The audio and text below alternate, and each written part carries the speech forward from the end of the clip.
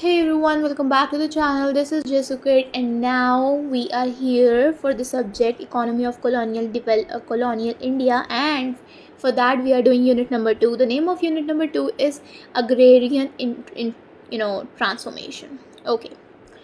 तो इसको स्टार्ट करने से पहले हम रिमेंबर करते हैं हमारा सेंट्रल आइडिया. ठीक है, पहले तो बात करते हैं कि अग्रेरियन ट्रांसफॉर्मेशन क्या होता है. अग्रेरियन का मतलब है related to agriculture and rural society. Agrarian अपने में क्या मतलब दिखाती है कि ये कहीं ना कहीं खेती बाड़ी से रिलेटेड है, और रूरल जो सोसाइटी रूरल एरियाज़ में रहती है, अर्बन में नहीं रहती, जहाँ इतनी डेवलपमेंट वगैरह होती है, गांव की साइड की एरिया में जो रहती है सोसाइटी, वहाँ की बात कर रहे हैं. तो अग्रेरियन ट्रांसफॉर्मेशन का मतलब क्या है? Changes that took place in Indian agriculture, land ownership, farmers lives and rural economy during British rule.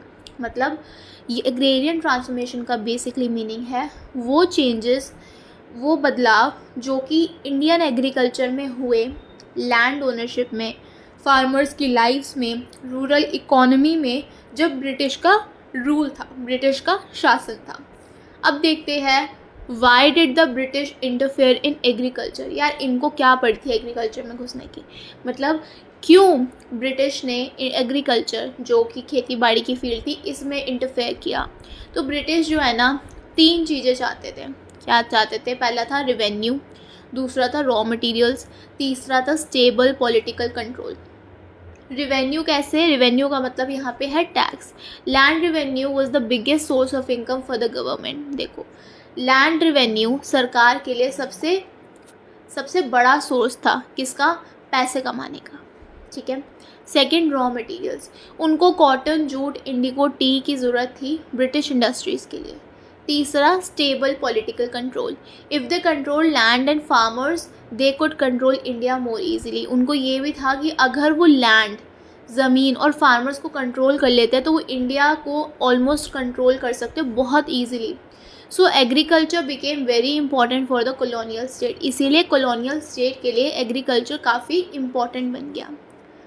अब बात करते हैं लैंड रिवेन्यू सेटलमेंट्स की.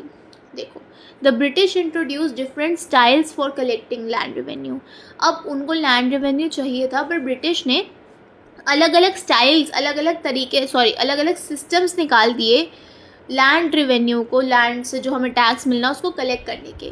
तो 3 मेजर सेटलमेंट्स निकाले, जो था परमानेंट सेटलमेंट, दूसरा था रियोतवारी सेटलमेंट, तीसरा था महलवारी सेटलमेंट.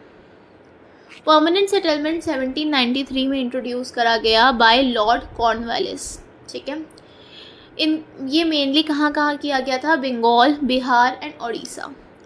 यहाँ क्या हुआ? The British fix the land revenue permanently. यहाँ पे ब्रिटिश ने लैंड रिवेन्यू को बिल्कुल परमानेंटली फिक्स कर दिया था. The people responsible for paying revenue were called zamindars. The zamindar collected rent from farmers and paid revenue to the British.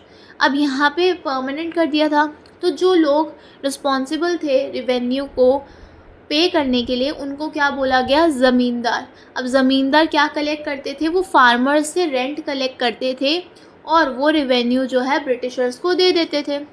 Example imagine करो, government कहती है पे 10,000 एवरी डे. सरकार कहती है 10,000 हर साल दो. Even if agricultural production increases later, the government will still take 10,000. चाहे एग्रीकल्चर से जो भी आपका प्रोडक्शन है वो बढ़ भी जाता है बाद में, तब भी गवर्नमेंट क्या कहेगी? वो 10,000 ही लेगी. That is why it was called permanent settlement. इसीलिए हमने इसको परमानेंट सेटलमेंट कह दिया गया था. प्रॉब्लम क्या आई? ज़मींदार कुछ ज़्यादा ही पावरफुल बन गए. ठीक है. फार्मर्स ने इसमें बहुत सफ़र किया क्योंकि हाई रेंट्स जो है वो चार्ज करे जाते थे, किराया बहुत ज़्यादा था, और फार्मर्स की प्रोटेक्शन इसमें बहुत कम थी, और बहुत से पीजेंट्स जो थे वो बहुत गरीब हो गए. तो ज़मींदार सिस्टम क्या था? A system where zamindars acted as intermediaries between farmers and government. Zamindari system एक ऐसा सिस्टम था जिसमें ज़मींदार जो है इंटरमीडिएरीज की तरह एक्ट करते थे. किसके बीच में? किसान और सरकार के बीच में. दूसरा सेटलमेंट था रियोतवारी सेटलमेंट. ये थॉमस मुनरो ने इंट्रोड्यूस करा. ये मेनली मद्रास एंड बॉम्बे में था. इसमें क्या हुआ? कोई ज़मींदार नहीं थे, Government directly collected tax from the farmer. The farmer was called ryot, hence the name ryotwari. यहाँ पे ज़मींदार नहीं थे तो गवर्नमेंट जो है वो डायरेक्टली, सरकार जो है किसान से सीधा सीधा टैक्स ले रही है. ठीक है, अब यहाँ पे फार्मर को हम रियोत कहते हैं, इसीलिए यहाँ पे रियोतवारी कहा गया. इसका सिंपल समझते हैं. परमानेंट सेटलमेंट में क्या था, सरकार थी, ज़मींदार था और किसान था. रियोतवारी में सिर्फ सरकार है और किसान है. एडवांटेज क्या होता था, फार्मर्स को डायरेक्ट ओनरशिप राइट्स मिल गए थे, मतलब उनकी खुद की ओनरशिप के राइट्स उनके पास थे. प्रॉब्लम क्या थी, revenue demand was often very high. जो रिवेन्यू की डिमांड थी कहीं ना कहीं सरकार की तरफ से वो बहुत ज़्यादा हाई रहती थी ज़्यादातर. Even during bad harvest tax had to be paid. चाहे आपकी फसल अच्छी हो या ना होगी हो तब भी आपको टैक्स देना पड़ेगा. बहुत से फार्मर्स जो थे, किसान जो थे, उन्होंने कर्जे में पैसे भी लिए थे और उससे क्या उनका कर्जा बढ़ गया था. थर्ड है महलवारी सेटलमेंट. ये मेनली नॉर्थ वेस्टर्न प्रोविंसेस में था, पंजाब में था और सेंट्रल इंडिया के पार्ट्स में था. इसमें क्या हुआ, revenue was collected from an entire village. The village unit was called Mahal, therefore Mahalwari settlement. यहाँ पे जो रिवेन्यू है वो पूरे गांव से कलेक्ट करा जा रहा है और इस विलेज यूनिट को हम महल कहते हैं, इसीलिए इसका नाम कहीं ना कहीं महलवाड़ी सेटलमेंट बना. सिंपल यहाँ पे फ्लो क्या रहेगा, सरकार है, विलेज कम्युनिटी और फार्मर्स हैं. प्रॉब्लम क्या आई, if one farmer fail to pay the burden often fell on the whole village. अगर एक किसान पैसे नहीं पे कर पाता है, टैक्स नहीं दे पाता है, तो बर्डन जो है उसका वो कहीं ना कहीं पूरे विलेज पे पड़ जाता था. इससे क्रिएशन क्या होता था, प्रेशर बन जाता था और डिस्प्यूट्स भी हो जाते थे. तो देखो 3 सेटलमेंट्स हमने पढ़े.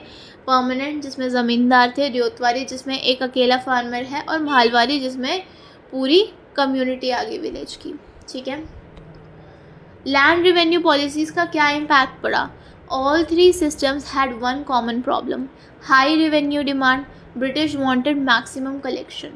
As a result, farmers became poorer, debt increased, agricultural distress increased.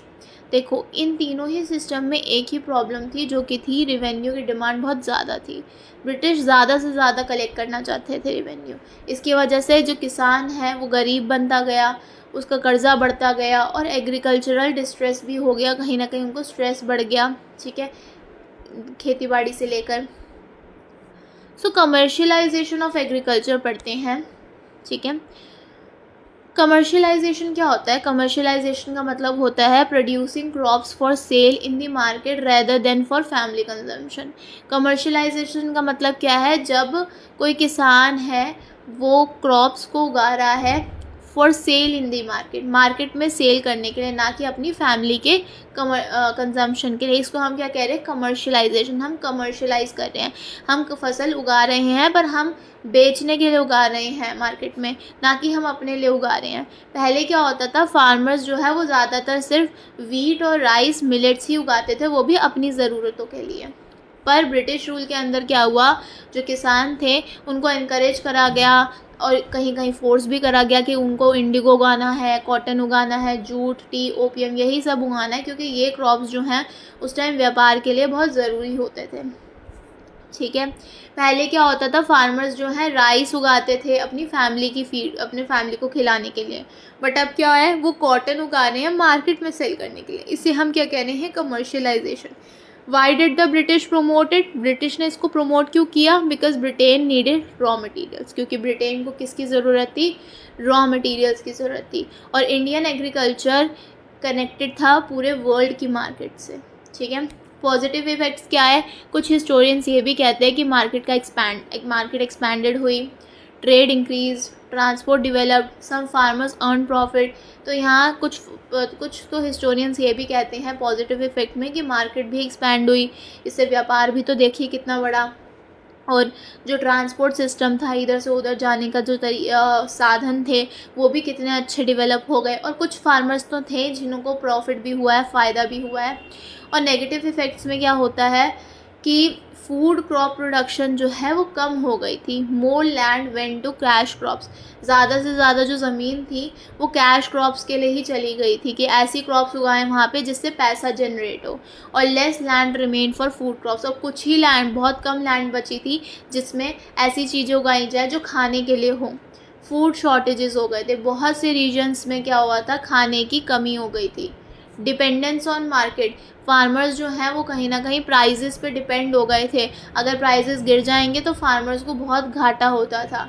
Increase vulnerability, एक बैड क्रॉप और fall in price could रूइन a farmer, तो वल्नरेबिलिटी भी बहुत बढ़ गई थी। अगर आपकी क्रॉप बेकार रहती है या फिर आपके प्राइसेस में गिराव आ जाता है तो फार्मर को बहुत ज़्यादा नुकसान होता था, एक फार्मर को बर्बाद कर सकता था ये, ठीक है। कैश क्रॉप्स क्या है, a crop grown mainly for sale and profit rather than personal consumption, ऐसी क्रॉप जो हमने सिर्फ बेचने के लिए और प्रॉफिट के लिए ही उगाई है, ना कि अपने पर्सनल कंजम्पशन के लिए उगाई है। एग्जाम्पल्स इसमें क्या क्या आ जाते हैं, cotton, Indigo, jute, tree, T, opium. तो ब्रिटिश क्या चाहती थी, रेवेन्यू और रॉ मटेरियल। उन्होंने क्या इंट्रोड्यूस किया, लैंड रेवेन्यू सिस्टम्स। फार्मर्स इसमें क्या फेस किया उन्होंने, हाई टैक्सेस। एग्रीकल्चर जो है वो कमर्शलाइज्ड हो गया। कैश क्रॉप कल्टीवेशन जो है वो बढ़ चुकी थी, फार्मर्स जो है वो डिपेंड कर गए थे मार्केट पे, और रूरल प्रॉब्लम्स और बढ़ चुकी थी। Think of the story like this, British land policies I, heavy taxes आए, फार्मर्स ने मनी बोरो करी, डेट इंक्रीज हुआ, लैंड चेंजेस हैंड्स, कुछ पीपल जो थे वो लेबरर्स बन गए, डिफरेंट रीजर्स एक्सपीरियंस डिफरेंट चेंजेस। तो एंटायर चेंज जो है ये थी। लैंड मार्केट क्या है, देखो, what is land market? A land market is a system where land can be bought, sold, mortgaged, transferred like any other property. Land market एक ऐसी जगह है या फिर एक ऐसा सिस्टम है जहाँ पे ज़मीन जो है उसको ख़रीदा जा सकता है, बेचा जा सकता है, गिरवी रख दिया जा सकता है और किसी को ट्रांसफ़र करा जा सकता है, जैसे कोई भी प्रॉपर्टी को करते हैं, ठीक है। तो यहाँ ज़मीन की बात हो रही है। ब्रिटिश रूल से पहले बहुत से एरियाज़ में लैंड जो है वो विलेज कम्युनिटीज़, ट्रेडिशनल राइट्स और कस्टमरी ओनरशिप से कनेक्टेड रहती थी। Land was not freely traded everywhere, तो लैंड उस टाइम पे क्या होता था, इतनी फ्री में कहीं भी उसको व्यापार के लिए ऐसे ट्रेड नहीं कर दिया जाता था, ठीक है। ब्रिटिश रूल के अंदर क्या हुआ, लैंड जो है वो प्राइवेट एसेट की तरह बन गई, ठीक है, ज़्यादा, और पीपल जो है इसको ख़रीद सकते थे, बेच सकते थे, उसको मॉर्गेज भी कर सकते थे, और इसने लैंड मार्केट बना दी। प्रॉब्लम क्या आई, बहुत से फार्मर्स जो थे वो टैक्सेस पे नहीं कर पाते थे। टू रीपे डेट्स, वो ज़्यादातर क्या करते थे, अपनी लैंड को मॉर्गेज कर देते थे या फिर बेच देते थे।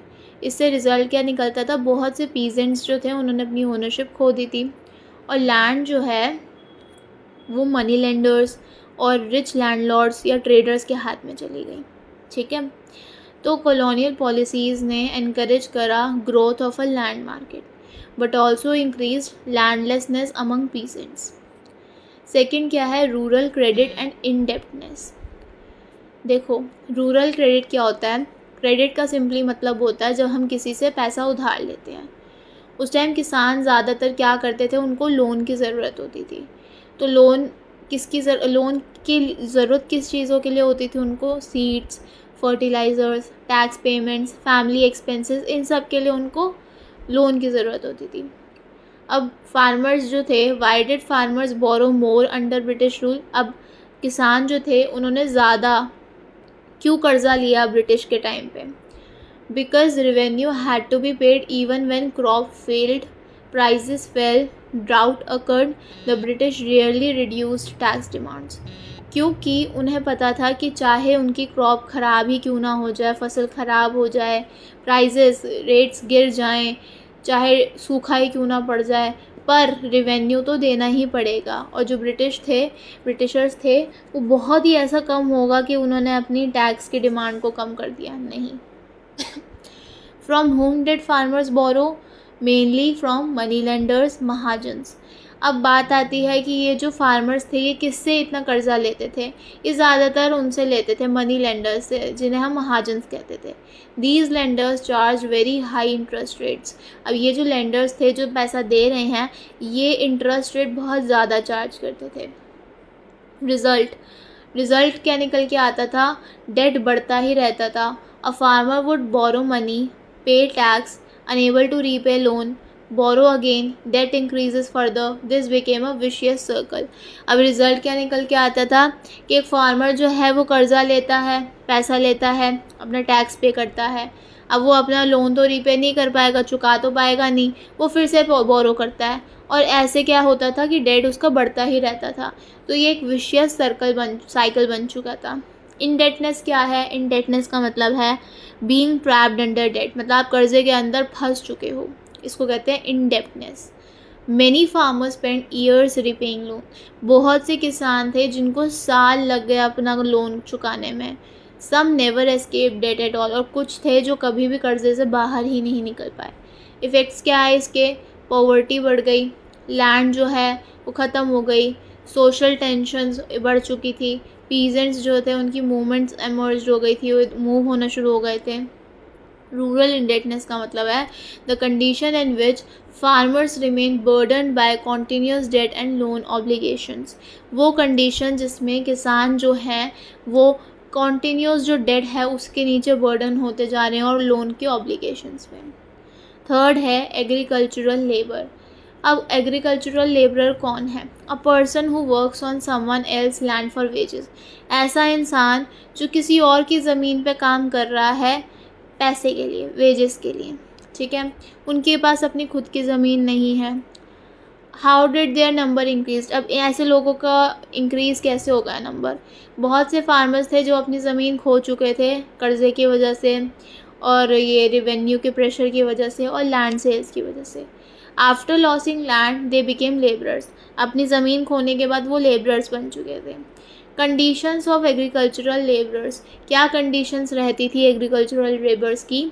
Generally low wages, seasonal employment, poor leaving conditions.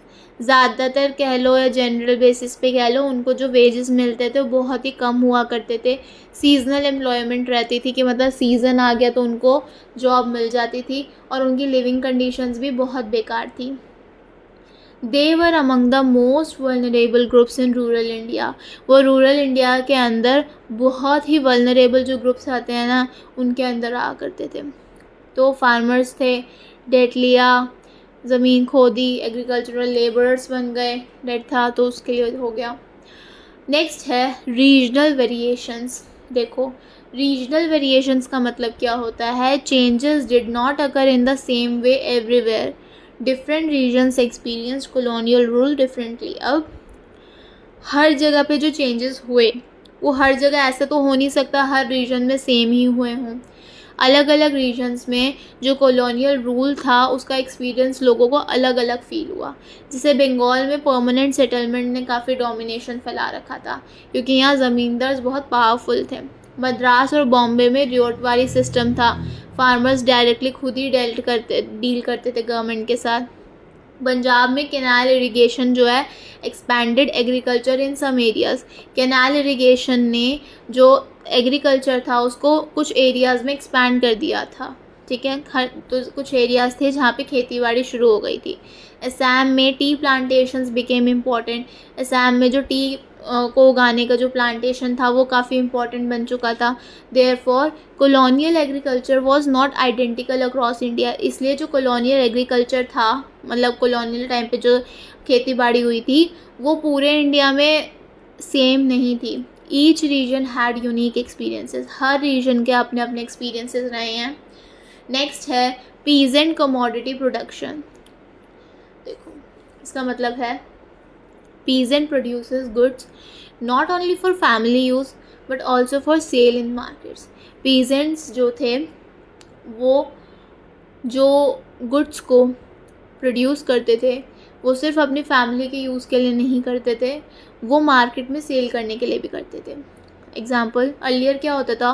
Farmers grows wheat for household consumption, now farmer grows cotton to sell, that cotton becomes a commodity, thus peasant plus commodity production is equal to peasant commodity production. पहले होता था क्या है कि किसान जो है अगर गेहूँ उगा रहा है तो वो अपने घर के कंजम्पशन के लिए जो उतना घर के लिए चाहिए उसके लिए उगा रहा है, पर अब क्या है किसान जो है वो कॉटन उगा रहा है ठीक है, रुई उगा रहा ताकि वो बेच सके। अब ये कॉटन जो है एक कमोडिटी बन गई, तो commodity plus peasant, commodity production plus peasant क्या बना, पीजेंट कमोडिटी प्रोडक्शन। ये इंक्रीज़ क्यों हो गया था, क्योंकि कमर्शलाइजेशन जो था एग्रीकल्चर का वो बढ़ चुका था। फार्मर्स जो हैं वो मार्केट से, ट्रेडर्स से और एक्सपोर्ट नेटवर्क से काफ़ी लिंक हो गए थे। इफ़ेक्ट इसका क्या निकल के आया, farmers became dependent on market prices, good prices is equal to profit, bad prices is equal to loss. Farmers जो हैं वो मार्केट प्राइजेस पे बहुत डिपेंड हो गए थे। अगर प्राइजेस अच्छे होंगे तो आपको फ़ायदा होगा, प्राइजेस बेकार हो गए तो नुकसान होगा। मोड ऑफ प्रोडक्शन डिबेट, ये क्या है, देखो what is mode of production, इसका मतलब है the way economic production is organised in society. किस तरीके से इकोनॉमिक प्रोडक्शन जो है वो सोसाइटी के अंदर ऑर्गेनाइज करी जा रही है। बेसिकली रिसोर्सेज किसके हैं, कौन वर्क करता है और किसको प्रॉफिट मिलता है।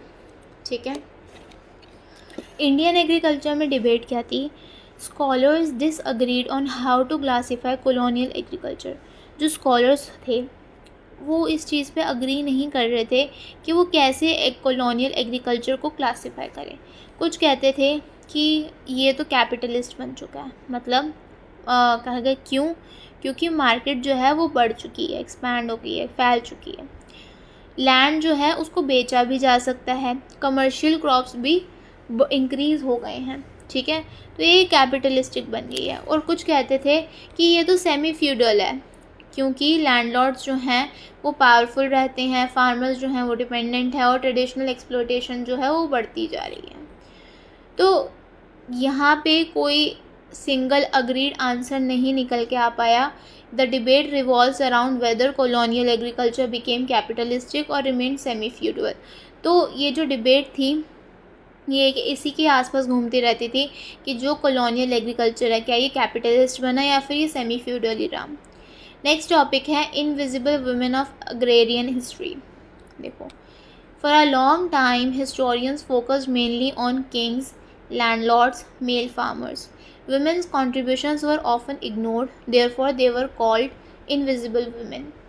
Invisible women जो हम बात करें यहाँ पे, एक बहुत लंबे समय तक हिस्टोरियंस ने ज़्यादातर सिर्फ राजाओं पे और ज़मींदारों पे और जो फार्मर्स जो मेल हैं, आदमी लोग हैं, उन्हीं पे फोकस किया। जो वुमेन के कॉन्ट्रीब्यूशंस थे, उनका जो काम था उसको कोई ध्यान नहीं दिया गया, इग्नोर किया गया, इसलिए इनको यहाँ क्या कहा गया है, invisible women. What did women actually do, क्या करा वुमेन ने एक्चुअली, वुमेन ने sowing, weeding, harvesting, livestock care, household production, इन सब पे काम किया। They contributed significantly to agriculture, उन्होंने भी एग्रीकल्चर पे काफ़ी ज़्यादा अपने कॉन्ट्रीब्यूशंस दिए। वो इनविजिबल क्यों रहे, क्योंकि रिकॉर्ड्स जो है वो मेनली सिर्फ मेन को ही मेंशन करते थे। Land ownership was usually recorded in men's names, और जो लैंड की, ज़मीन की जो हकदारी थी वो सिर्फ आदमियों के नाम पे ही रिकॉर्ड करी जाती थी। Women's labour was often unpaid, और वुमेन लेबर्स जो थी उनको ज़्यादातर पेमेंट भी नहीं दी जाती थी। Modern historians argue to understand agrarian history properly, women's work must be recognized, also be recognized. आज जो मॉडर्न हिस्टोरियंस हैं वो ये आर्ग्यू करते हैं कि अगर आपको अग्रेरियन हिस्ट्री को अच्छे से समझना है तो जो वुमेन ने काम किया है उसको भी पहले रिकग्नाइज करना पड़ेगा। तो देखो, स्टार्टिंग से समझते हैं। ब्रिटिश को रिवेन्यू चाहिए था, रॉ मटेरियल्स चाहिए था, तो उसने क्या किया, लैंड रिवेन्यू सिस्टम्स को बनाया। ठीक है, जिससे क्या हुआ, कमर्शियलाइजेशन बढ़ी, फार्मर्स को लोन की ज़रूरत पड़ी और उन्होंने कर्जे लिए, लैंड को बेचा गया, मॉर्गेज किया गया। बहुत से पीजेंट्स थे जो अपनी लैंड खो चुके थे। एग्रीकल्चरल लेबरर्स जो थे वो बढ़ चुके थे। डिफरेंट रीजन्स में डिफरेंट चेंजेस को एक्सपीरियंस किया गया और वुमेन ने एक मेजर रोल प्ले किया, पर उनके रोल को इग्नोर कर दिया गया। So by this we have done our unit number 2. I hope you like this video. If you like this video, like and subscribe. Bye bye.